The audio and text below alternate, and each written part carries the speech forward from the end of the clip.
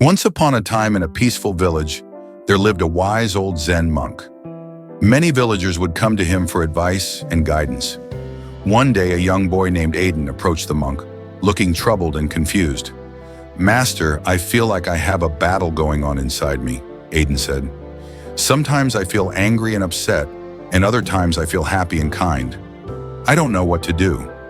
The monk smiled kindly and sat down with Aiden. "Let me tell you a story," he said. "Inside each of us, there are two wolves fighting for control.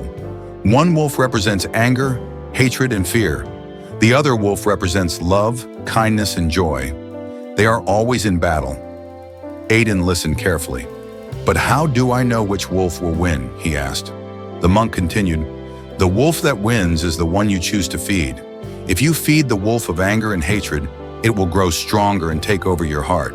You will feel more and more upset and negative. But if you feed the wolf of love and kindness, it will grow, and you will feel happier and more at peace." Aiden thought about this for a moment. "How do I feed the right wolf?" he asked. The monk replied, "Every time you have a thought or make a choice, you are feeding one of the wolves. When you feel angry, take a deep breath and think about something kind.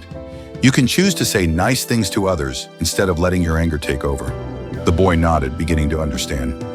"But what if I feel like I can't control my anger?" he asked. "It's okay to feel anger," the monk said. "Everyone feels it sometimes. What matters is how you respond. Instead of acting on your anger, try to pause and think. Ask yourself, what would the kind wolf do?" Aiden smiled, feeling inspired.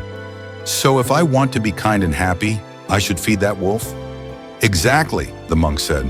"Every act of kindness, every positive thought, feeds the wolf of love. It's like watering a plant.